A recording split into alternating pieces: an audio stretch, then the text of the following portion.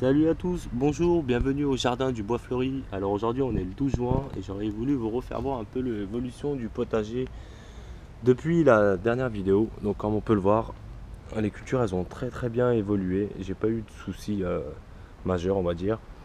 On peut voir même les blettes, elles montent en fleurs, j'en suis content. J'ai les pommes de terre derrière qui sont très bien parties. Euh, pour revenir un peu sur le problème des limaces, je fais beaucoup pousser aussi de blettes et je me rends compte, j'en consomme pas, mais c'est intéressant dans le sens où elles se font attaquer par le feuillage, les gastéropodes, les limaces, escargots, etc. en rafole. Et derrière, on peut voir, j'ai un pied d'aubergine qui est carrément intact. Donc c'est ça le truc. J'ai des courgettes aussi derrière. On peut voir les fleurs.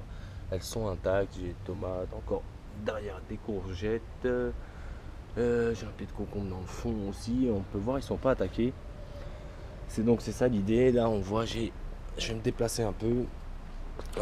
J'ai encore des petits pois à récolter. J'ai des carottes, des pois, des oignons bottes.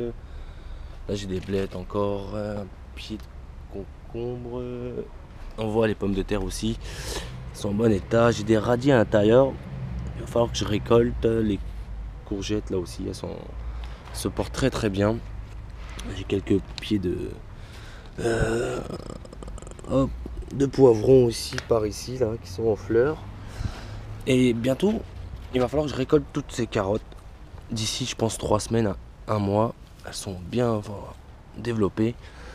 Et il faut préparer alors les cultures, les rotations de culture.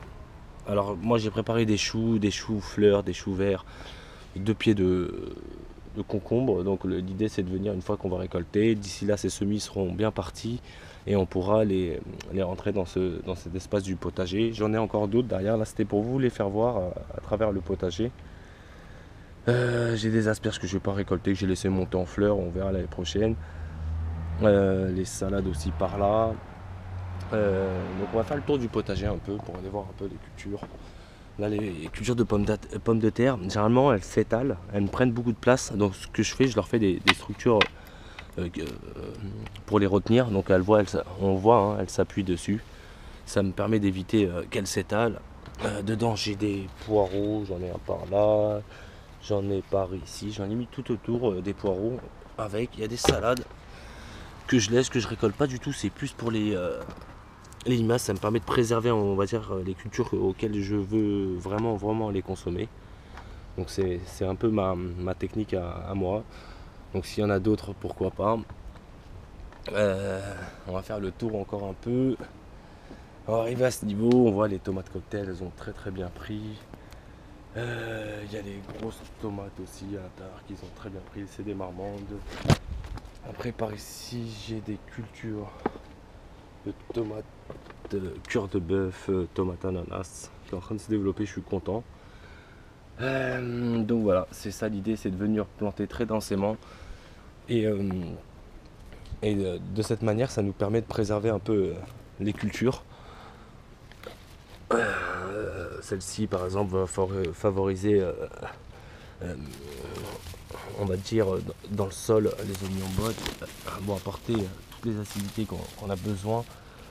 En échange, on aura aussi les haricots qui vont pousser et les petits pois qui sont juste derrière, qui vont fixer l'azote et le redonner au sol. Donc c'est une manière aussi d'apporter des organes minéraux importants au développement des plantes. Il n'y a pas que l'eau et le soleil, il y a tous les minéraux qui sont essentiels au développement d'une plante et à une bonne croissance.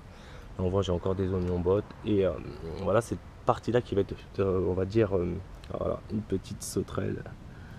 Je sais pas si vous la voyez bien. Hop, elle est partie de l'autre côté, donc excellent. Là on a les tomates encore cocktail.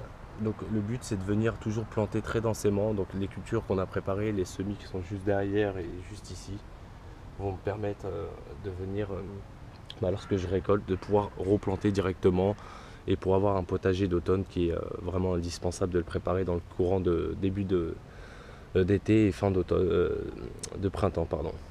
Donc là on voit j'ai encore une coccinelle juste derrière, donc la vie est bien présente. On va aller sous le paillage voir comment ça se passe. Donc voilà, on peut voir une belle galerie un trou de verre de terre et la terre qui est très bien humide. C'est vrai que j'ai une terre argileuse quand même, mais ça me pose pas un problème comme on peut le voir.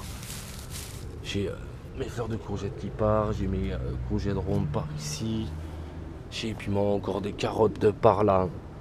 Donc le truc, quelques poireaux aussi par ici. Et le truc, c'est de planter vraiment densément.